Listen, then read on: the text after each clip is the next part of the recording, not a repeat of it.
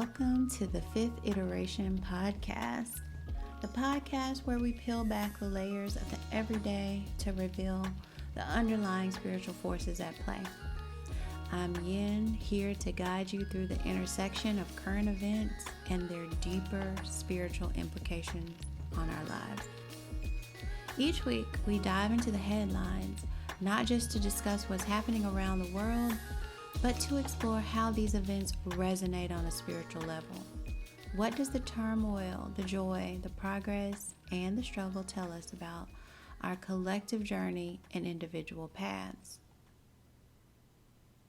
Today, we'll discuss a town called Newbern, Alabama, and what's happening with their elections. We'll discuss funding for TSU and the vacating of their entire board of trustees.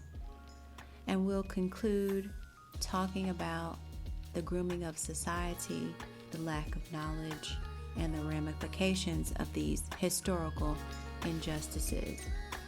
Whether you're deeply entrenched in your spiritual journey or just starting to question the nature of reality, this podcast is here to explore these questions with you. So sit back, relax, and keep doing whatever you're doing. Let's delve into the complex tapestry of today's world through a spiritual lens. Last episode, I explored the topic of being Black and politically aware, questioning whether or not we should be more involved in politics so that we would in turn have influence in that area. Posing this question to myself and to you, I reflected on who we are really. Of course, we're more than just being Black. We're more than all of these things individually. We are spirit. We are divine intelligent, melanated souls incarnated into a body in this reality, this physical reality, and we're on a journey. We were created in the image of something powerful, something divinely magical. Our Creator made this magnificent existence full of nature all around us. A nature that works so intricately and mathematically together. From the animals of the forest, the insects in the ground, the animals in the jungle, to the fish in the depths of the sea, and also those little microorganisms that live in your gut, all of that. What an intelligence that created all of these things that work together in such balance and beauty. This same intelligence spoke the world into existence. And on the flip side of that, when we look at who we are today, current day, we were born into a reality, into this present day world where seemingly something against us is in control. Maybe even an enemy rules the world that we live in and has made a mockery of this beautiful earth and that beautiful balance where nature once resided in such serenity. I asked myself, who does this enemy think it is to come and wreak havoc like this? And I asked myself, why is this happening? I even cried to myself, why are things in such disarray? People are dying, people are sick, people are being killed. Why? And then I was reminded that we were sent on a mission by our Maker. We are on a mandate. We're here to grow and to perfect our soul and return into that wholeness, into that divine intelligence, into spirit. And this world, just as it is our stop along that journey. However, while we're here, there's work to do. And that work is with the self, growing and becoming the best you, the best me, the best we can be. Here and now, present day, and all of this. To me, becoming the best me I can be means growing, developing towards self-actualization, fulfillment, balance, and justice in this world. It means, yes, I'm Black. It means, yes, I'm spiritual. Yes, I'm divinely intelligent because I was made in the image. And I'm also political because politics is the manifestation of our connection to those around us as individuals, as communities, and countries. And the who, it's the who, what, and the how. All of those entities are governed and the power amongst them. So, unbeknownst to me, while I was recording my podcast last week about being Black, being spiritual, and being political, just a day prior, on Saturday, April 6th, Representative Jasmine Crockett was discussing the importance of civic responsibility on MSNBC. Let's take a listen. I never wanted to be in politics. I never took a political science course. I never thought that this is the way that my life would turn out. But at some point in time, you get frustrated and you say, what more can I do? Mm-hmm. And sometimes when it's just you, you think that there's not enough that you as an individual can do. But that girl that went from being frustrated now somehow ended up in the U.S. House, a place that I never intended to be. And so it's the people that are frustrated. It's the people that just don't know that actually we need digging in. We don't need the politicos digging in. We need the people that say, genuinely, my life is being affected by what's going on around me. That's right. I have a sorority sister that's in the state house in Texas, Tony Rose, and she always says to people, she says, you may not do politics, but politics will do you. That's right. And so I think the more that people recognize that our lives are so well connected to politics, the more angry they may become, or the more inspired that they may become to say, let me dig in, whether it means that they're volunteering on a campaign. I had so many brand new volunteers when I ran for the state house. The power belongs to the people, and it's time for the people to take their power back.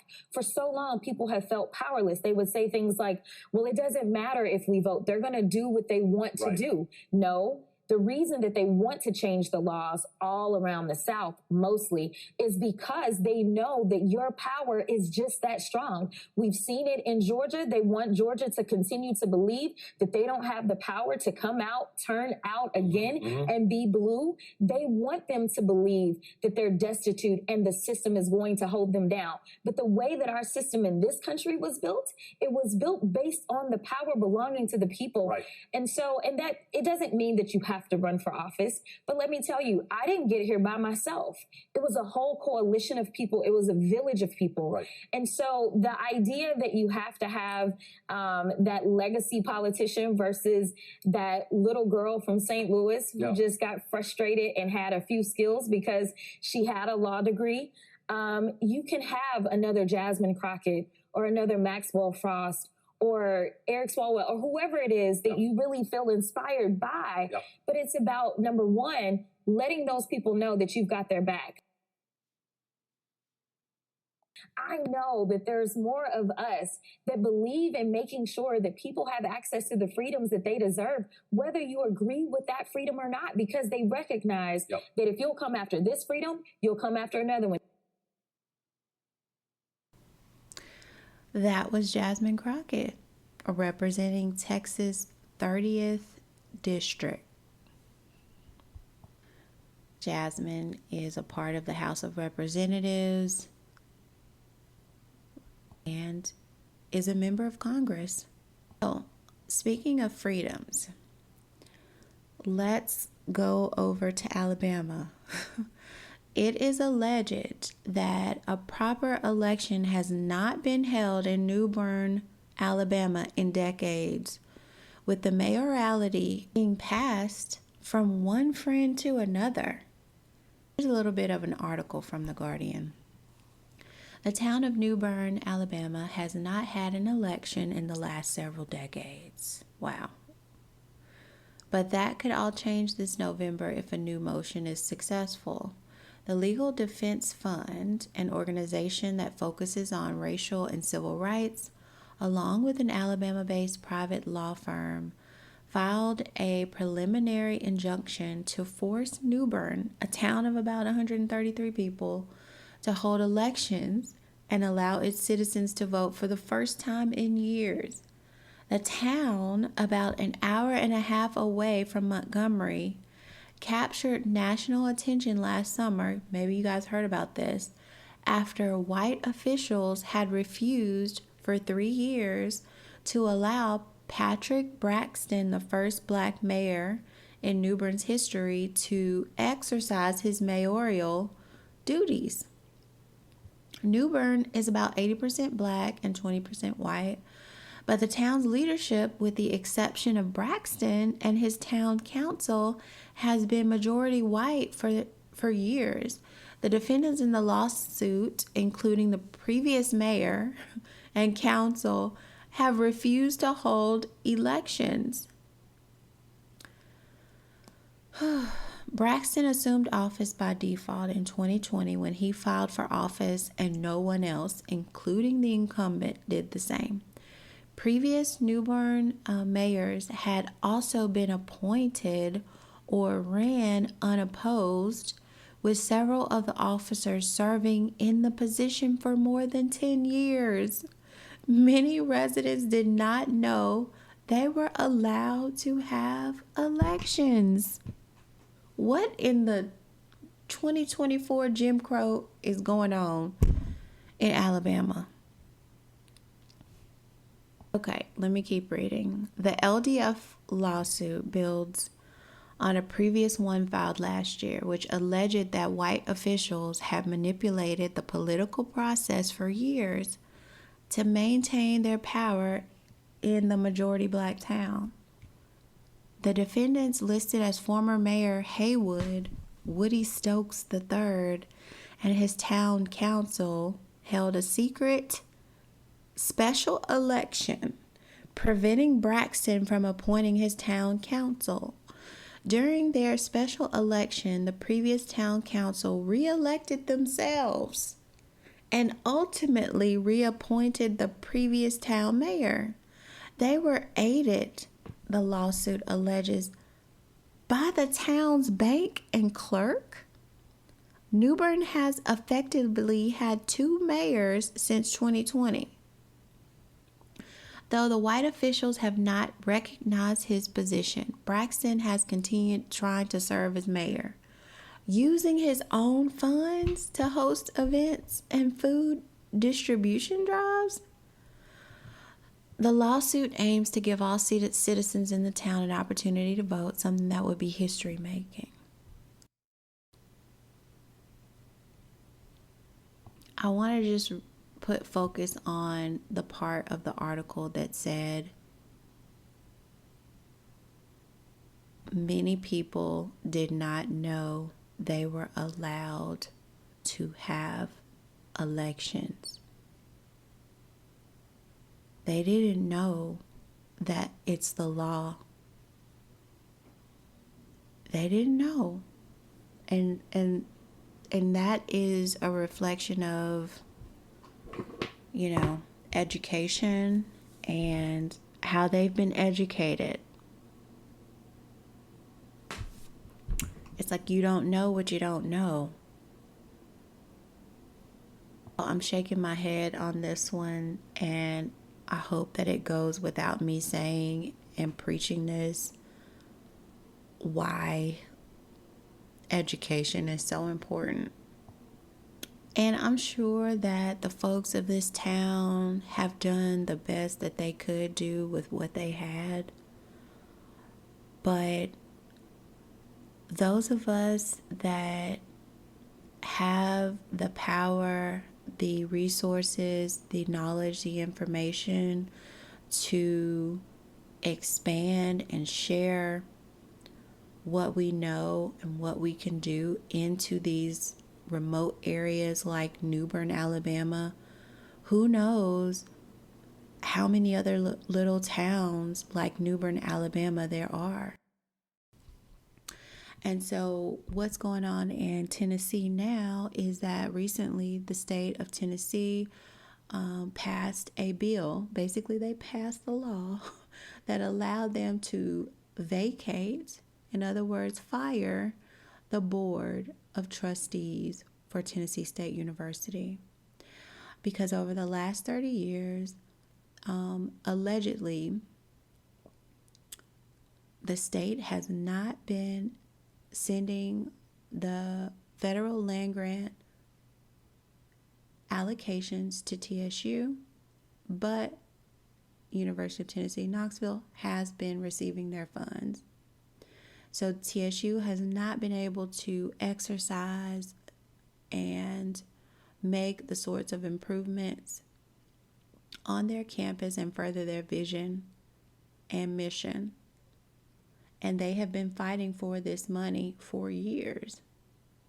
They have not received the money, and so the state decided to vacate the board and immediately appoint a brand new board. Now, are they saying that this is in direct response to that? Of course not. They're blaming the vacation on the fact that during recent financial audits, there was some overages for scholarships. So there was no mismanagement of funds found, nothing like that in the audit. Well, let's take a closer look at what was going on with the audit, look at some of the details. So on February 23rd of last year, there was an article released in the Tennessean with the details to this report. The report was completed by a state comptroller, Jason Mumpower. So he presented this report on February 22nd of 2023 to a special Senate committee. Also in this room were TSU alumni, students, and staff, and they were wearing blue on this day. So Mumpower said he was disheartened by what his staff found after a 4-month review. Right now, TSU is not a well-run organization, he said. The housing issue that we've illustrated today is only a symptom of a much larger management problem. Let's look at some of the things he found. Student housing demand has exceeded TSU's supply each year since 2017. Despite the housing shortage, the university's scholarship budget for 2022 and 23 skyrocketed from $6.4 million to $28.3 million, of which the majority were full cost scholarships that guaranteed housing. So basically, they were giving out scholarship money and guaranteeing a full ride, including housing, but they did not have the capacity, the dorms, to actually house the students. So they were awarding scholarships to students that they were not going to be able to accommodate, basically. All right. So of the 1,722 students who received the scholarships, 1/3 did not meet the minimum GPA requirement for these scholarships. Wow. So they were giving scholarships to students that just didn't meet the requirements. Next, it says $28.3 million in scholarship budgeted for the 22-23 school year was not fully approved by the TSU Board of Trustees until November 2022. And then lastly, it says the housing problem will likely continue as the on-campus housing capacity is 3,680 beds, and they have a need of 4,800 beds. So basically, the comptroller is saying that they're not managing things. They should have been better in managing what they have with who wants to come into the school and attend the school. And this was their reasoning for dismissing the board, because they're basically saying that they aren't capable of managing appropriately. Now, I can see that a place like TSU, they don't want to deny kids. I could see that. They don't want to deny kids. They don't want to tell these kids no. They probably don't want to see these kids on the street or going, or not having a place to go. They would rather give them a space to better themselves and to grow as individuals versus leaving them out to dry. And so they went ahead and awarded the scholarships to the kids. And they're like, it's kind of like, come on, baby, we'll make room for you. And I totally get that, and I understand that.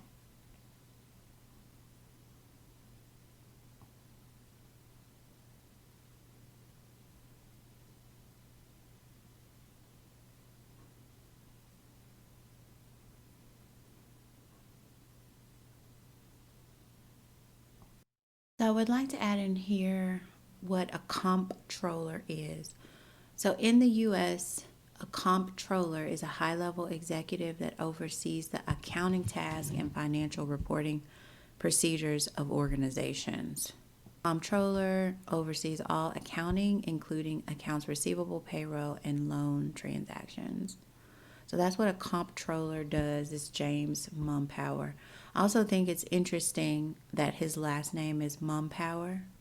So mum means silent, power means power. So this was the silent power. Silent power in the room.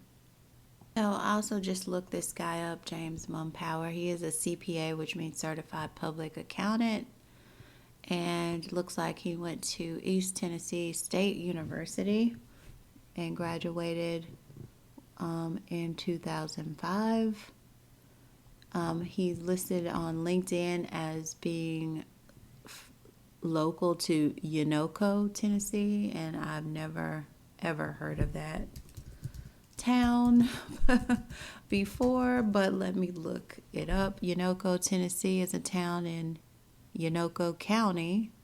It has a population of 3,519 at the 2000 census. When I pull up the map, let me even see what part of the state. Okay, it's in East Tennessee, close to Johnson City, very close to North Carolina, the North Carolina state line. So several students are protesting this, but it seems outrageous. But this is what's going on in the state of Tennessee. We have lots of black people in the state of Tennessee, but the state is mostly red. The House of Representatives is red, and by that I mean it's Republican. And really and truly, that shouldn't make a difference. If it's Democratic or Republican, they should still be on the right side of right. But that's not how things are. Who's to say this could be different if we had more representation in the House of Representatives in Tennessee?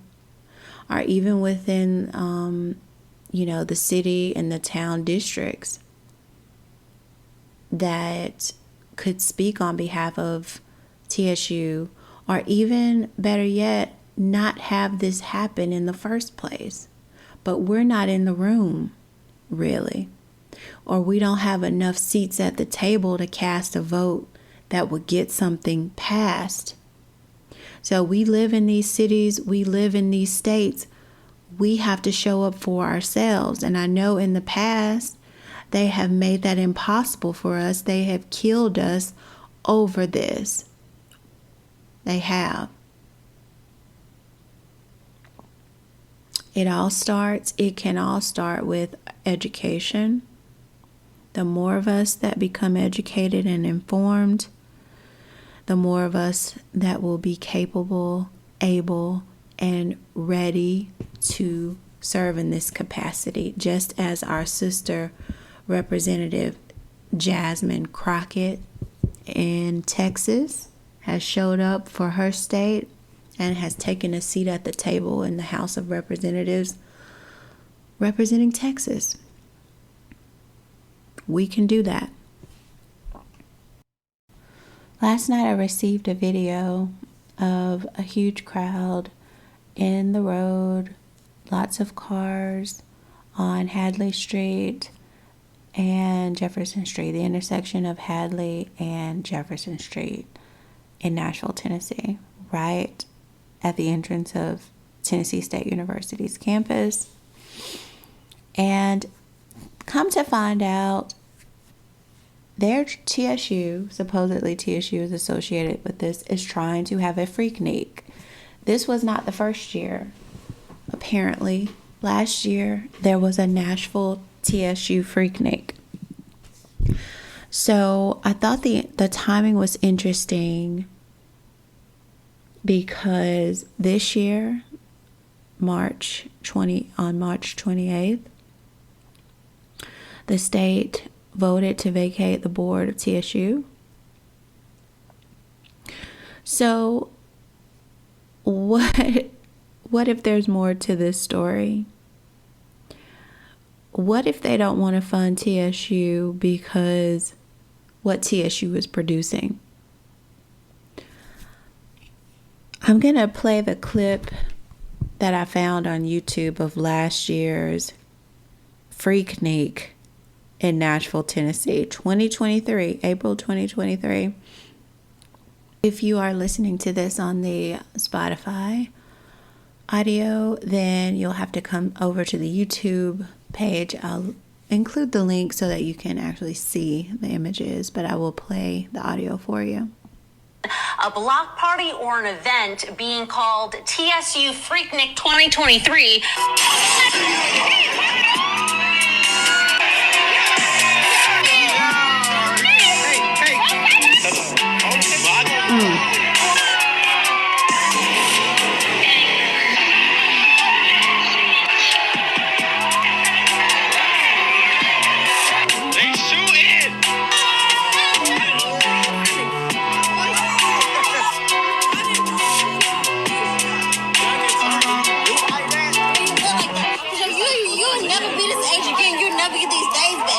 So live your life. These bitches is wild.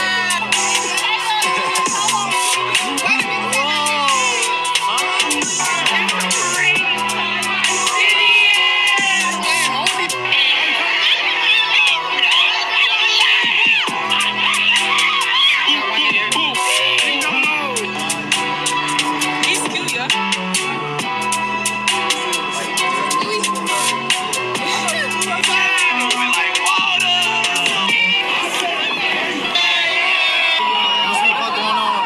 So if you can, all right.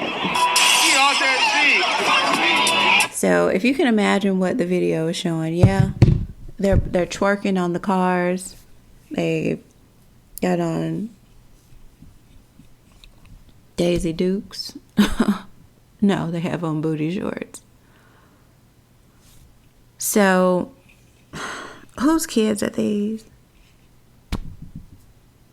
Somebody's kids are out in the road, half naked, shaking their butts on the cars. And the guys are in the road, the cars are in the road, and they're acting like hoodlums. Goons and hoodlums. So is this what the university is producing? How do we say that we're Christian?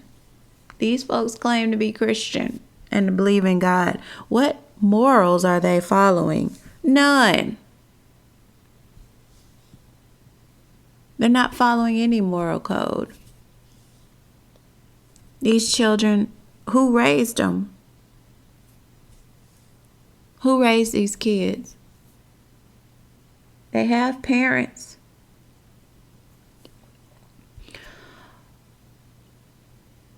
If this is what we're going to do with our universities, if this is what we're going to produce, you know what? I'm not mad. I'm not mad that they cut the funding. I don't want to go to Nashville, Tennessee and see this.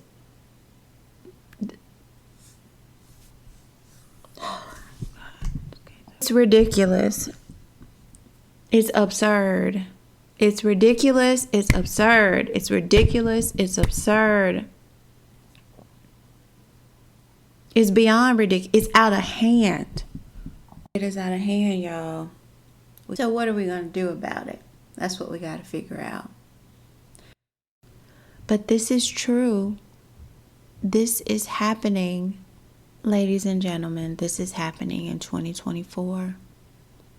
This is going on. This is why education is so important. This is why being informed is so important. This is why literacy is so important. This is why it really starts when our children are in the womb. It literally starts that early. Years 0 to 7 are so important for our children. We have to instill a love for learning. We have to instill literacy in our children. There's no reason why our children should know rap songs or any song on the radio before they know how to read. So let's pan out our view for a moment. Outside of TSU and outside of the educational system, and let's look at all of the systems. The educational system, the political system, the government, the religious institutions, the way everything is set up here, the music, how we eat, all of that. We pan our view out and let's just consider how society has been groomed.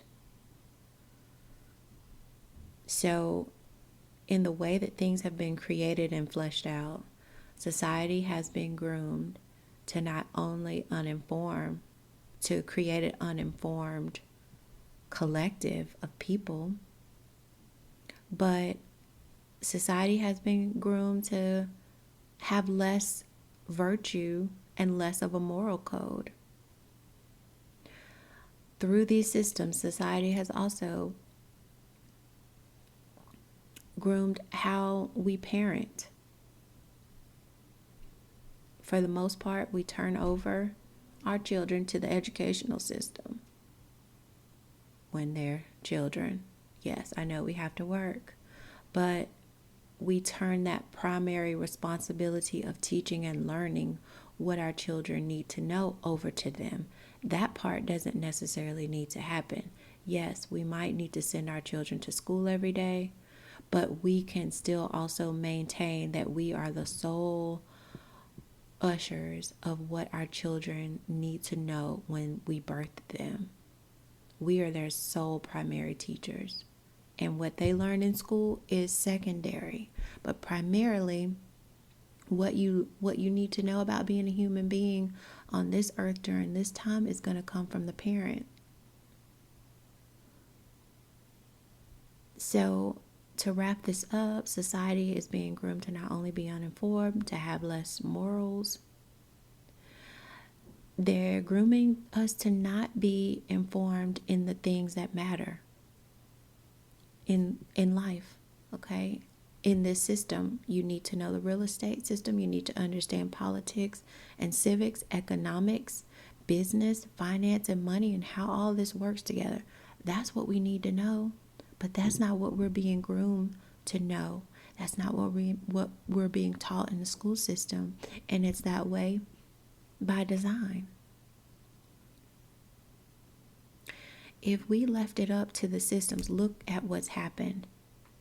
If we left it up to the way that they created it as we were born into it, look what fruit that bears. It's not working for us. Because look at our children. Our children would rather be out in the road dancing half naked, creating freakniks, rather than they don't know the importance of growing and maturing their souls and their minds and bettering their bodies. They don't understand the value in that because they have not been taught that. This is something that has to be instilled within their belief and value system when they are young. I'm talking about between the ages of 0 and 7. But instead, we leave those years up. Those precious years have been passed over to the TV, to the radio programming, and that's what education, that's how our children are learning.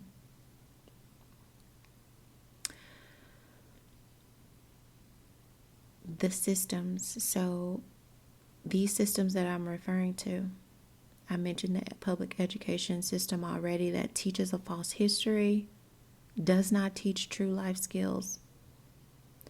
The entire industry of music and what that really is. Why is that so big in this time? Why are we constantly being inundated with music? Everywhere you go, music is playing. There is something to that because music is magical, and I'll have to do an episode on where we can break that down. But it is, and it works in conjunction with our bodies. We see our physical bodies, but what we don't see are the electromagnetic energies and fields around us that our body actually is. Just like they're microwaves, radio waves, those things emit things and energy that we can perceive, right? Our food is warmed up in a microwave. We can't see the microwaves, but they're being put into the food, and that's why it warms your food up. We can't see the radio waves, but when we turn that radio on, we can hear it.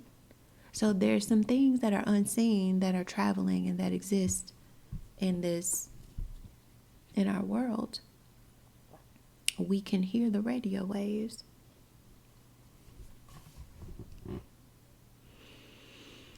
So the systems, the music industry, that whole system of music, the public education system I've mentioned, the religious system, the way religion is here, there's so many different denominations. There's so many different religions. The way things are disseminated now, our children still don't have a moral code, so it needs to be looked into. And the thing about it is, the truth of it is, we didn't write these Bibles. We did not write these Bibles. These Bibles were written for us. They were translated. They weren't translated by us. The enemy took their translation from tablets and they put it in a book. And guess what? They didn't even give you all the books in the Bible. They only put some of the books in the Bible. They left the other stuff, the important stuff, to their secret societies. So this is what's happening. Meanwhile, they have their organizations and their institutions where they've been grooming folks since, basically, they plan who they want to get together and have children with, and then what they're going to groom them for, and to be in places to carry out their agendas and their plans and their visions in advance. So this is how they carry out and reinforce this reality all the time, over and over, creating their vision. The public school system is not meant to produce movers and shakers, dismantlers, or disruptors. And apparently, the HBCUs aren't either. They must be on the agenda to be eliminated.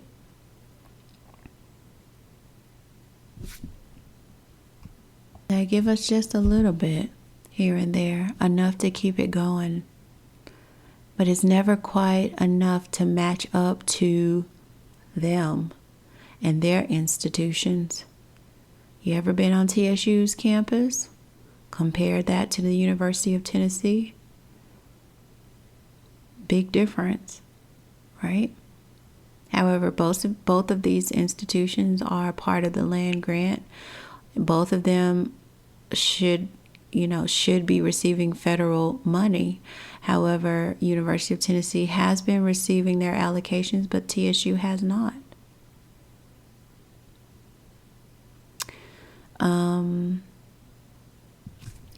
Years ago, when it was time for me to go to university, there were lots of scholarships for black people, African Americans, to attend University of Tennessee, Knoxville, which was a part of my reason for attending because of the scholarship programs.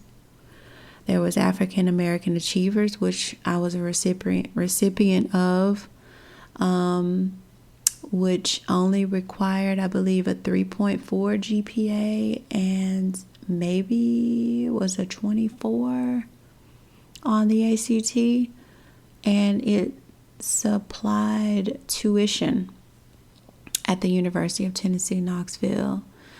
In subsequent years, they had African American, I forgot the name of it, but those requirements were even less than the African American Achiever scholarships to attend University of Tennessee, Knoxville. So I remember reading that there were lawsuits about that because that money, TSU basically was saying that money should have been going to TSU. But instead, they created these scholarship programs for African Americans to go over to the University of Tennessee. And that was the justification for basically redirecting the funds to UT. So I was there at UT from 2000 to 2005, and I visited campus recently, and they have built, it's beautiful. They've built so much. You can tell they've been putting money into the campus. Drive over by TSU, you can't see that those types of developments and things have been happening. In fact, a few years ago, TSU was in the news because of the condition of their dormitories. And not only TSU, but I believe, was it Clark Atlanta here in Georgia was also in the news for their lack of space, or maybe that was Howard University.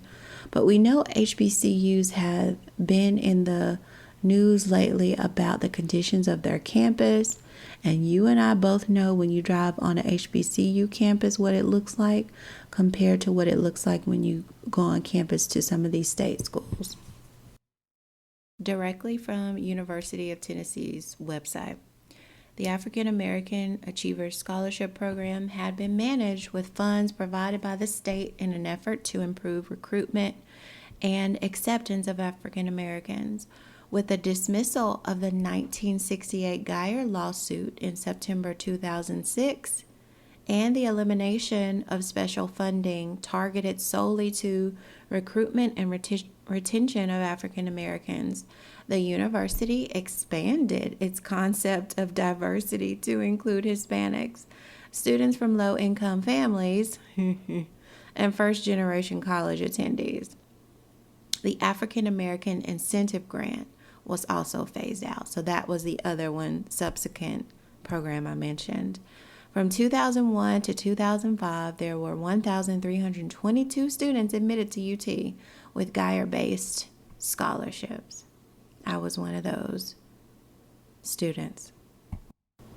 Tulsa was home to one of the Black Wall Streets. I was an adult. I believe it was within the last 5 years that I learned about Tulsa, Oklahoma. Actually watching Lovecraft Country on HBO Max is what brought on my exploration of this topic. And I also learned to find that there were so many other Black Wall Streets that were bombed and attacked, and Black people were massacred. This is not taught in schools. This is not a part of the public education system. Wonder why? Wonder why? For the same reasons that the state of Florida wants to remove certain Black histories, certain African American histories from the textbooks. Because as long as they are narrating the story is going to be told in a way that keeps them in a position of power and keeps us in a position of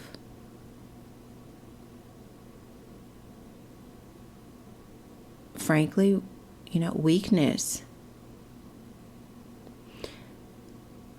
They don't even tell us. They won't even tell our children the truth. They didn't tell us the truth.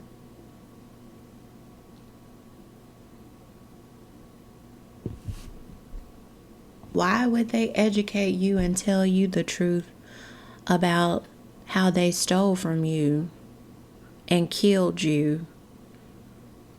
They're not going to tell you that. So this is why so many of us are asleep, is because we've been lied to all our life. We were born into this. We were born into this. We are the descendants of basically prisoners of war. We are their descendants, and we still live in that prison in a way, but that prison is the reality. The prison is the current day system. But Tulsa was not the only Black Wall Street. The history of other districts nationwide is still not widely known beyond their home cities. Bronzeville in Chicago, Haiti in Durham, North Carolina, Sweet Auburn in Atlanta, West 9th Street in Little Rock, Arkansas, Ferris Street in Jackson, Mississippi. Also learned recently, Memphis, Tennessee. What potentials were killed in those massacres? What legacies were destroyed? What generational wealth could our families have now had those Black Wall Streets not been destroyed then? So on that note, did you know scholar activist Cornel West says he will run for president in 2024 as a third party candidate? So yes, our elder, our leader, our activist brother Cornel West is running for president. Can we support him? What do you guys think about that? Look him up on the socials. Support the brother. Listen to what he has to say. Let's give him some attention. Let's put our eyes on him. Speaking of presidential campaigns, Tim Scott, a black South Carolina Republican senator, lost his own presidential bid, but he's gotten Donald Trump's attention for vice president. Timothy Eugene Scott is an American businessman and politician serving as the junior United States Senator from South Carolina since 2013. He served in the South Carolina House of Representatives and the U.S. House of Representatives. He also served as a city councilor in Charleston, South Carolina. Tim is 58 years old. Wow. Can you imagine that? What kind of race are we looking at in November with the candidate and running mate lineups? If Trump ends up being the Republican nominee, which it looks like he is, if he's going to be on the ballot is another question in and of itself. But imagine him partnering up with a black man as his vice president. And then on the other side, we've got Biden and Kamala. Whoa. You know, whoa.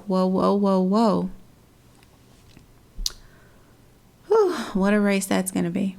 Now, on to perhaps our literally biggest story yet. What could affect us today or affect our children tomorrow? This global story of Iran and Israel. Iran launched explosive drones and fired missiles at Israel late on Saturday in its first direct attack on Israeli territory, a retaliatory strike that raised the threat of a wider regional conflict as the U.S. pledged ironclad backing for Israel. Wow. So this happens on Saturday. And then shortly after this, it was reported that U.S. intercepted those drones. So my immediate thoughts were, why can't we just stay in our lane, mind our business? Why does the U.S. have to get involved in this? That is my concern. Why? Why? And so from a newbie's perspective like me, you know, it would seem as if, you know, we're getting in the middle of somebody else's fight, which to some extent may still be the case. But also to my surprise, I learned that the U.S. is responsible for the creation of Israel. So that's a part of the reason why there's such a tie outside of the obvious religious affiliations. The U.S. is somewhat responsible for the creation of the state of Israel. So here's a little background. So after the Ottoman Empire lost World War I, the British received a mandate to manage Palestine. So the British promised the Jewish people a country in the Balfour Declaration and also promised the Palestinians independence. So Israel declared independence in 1948 after the British handed the mandate off to the UN, which is the United Nations. And so when this happened, the United States was the first country to recognize Israel as an independent state on May 14th, 1948, when President Harry Truman issued a statement of recognition following Israel's proclamation of independence on the same date. So apparently this carried some weight. So people and countries can do what they want to do. A group of people decided to say, okay, hey, we're independent now. We're going to be our own country. Anybody can say that if they want to. However, when Harry Truman goes in and issues a statement recognizing it, it validated it. Okay? It validated it all. So it's like we help birth them as an independent nation. And we're considered an ally. We help make them, we as in the U.S. So there is a huge history to what's going on between Iran and Israel. You may be more informed on that than I am. But if you're interested in a more extensive history on how they became arch enemies, I am including a link to an article, and it is from NPR, which is typically a non-biased news source.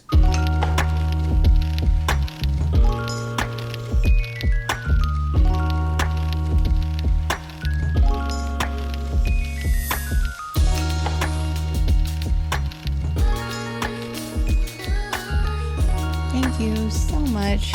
Thank you so much for joining in on this episode of the 5th iteration. I hope today's discussion has offered you some new perspectives and spiritual insights into the current events of our world. Remember, every event around us holds a deeper meaning, waiting to be explored. For more episodes, make sure to subscribe wherever you listen to podcasts, and don't forget to leave us a review. Help us grow and improve. Join us next time as we continue to connect the dots between the spiritual and the physical. Until then, keep seeking, keep questioning, and keep living deeply. I'm Yin. It's been my pleasure to share with you wholeness, grace, and love.